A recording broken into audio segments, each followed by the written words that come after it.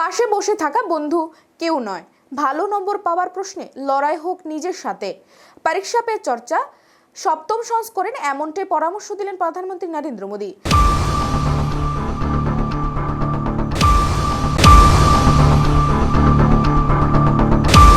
পাশে বসে থাকা বন্ধু নয়, ভালো নম্বর পাওয়ার প্রশ্নে লড়াই হোক নিজের সঙ্গে। পরীক্ষা পে চর্চার সপ্তম সংস্করণে এমনটাই পরামর্শ দিলেন প্রধানমন্ত্রী নরেন্দ্র মোদী, যা দেখে রাজনীতির অনেকেই বলছেন পড়ুয়াদের মতোই আসন্ন লোকসভা নির্বাচনে আরো ভালো ফল করার ইঙ্গিত দিলেন প্রধানমন্ত্রী, যিনি গতবার ৩০০-রও বেশি আসন জয় করেছিলেন, যার আগামী লক্ষ্য হতে চলেছে ৪০০ আসন জিতে ক্ষমতায় ফেরা। পড়াশোনার চাপ নিতে না পেরে প্রতি বছর আত্মহত্যা করতে বাধ্য হন বহু পড়ুয়া। জানা যায়, সোমবার রাজস্থানের কোটায় জয়েন্ট এন্ট্রান্স পরীক্ষার চাপ নিতে না পেরে আত্মঘাতী হয়েছেন এক ছাত্রী। এই আবহে সোমবার দিল্লির ভারত মণ্ডপমে হওয়া ওই আলোচনা চক্রে ছেলে মেয়েদের উপরে অযথা চাপ দেওয়ার জন্য মূলত বাবা মাকেই দায়ী করেছেন প্রধানমন্ত্রী।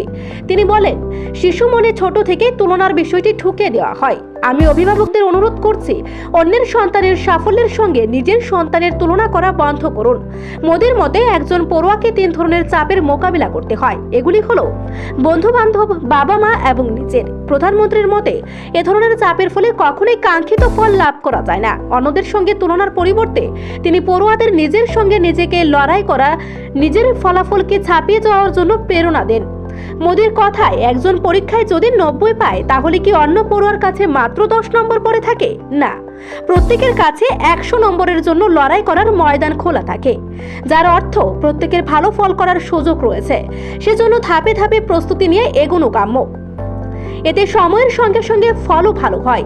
রাজনীতিকদের একাংশের মতে সামনেই লোকসভা নির্বাচন, পরীক্ষায় বসতে চলেছেন প্রধানমন্ত্রী স্বয়ং।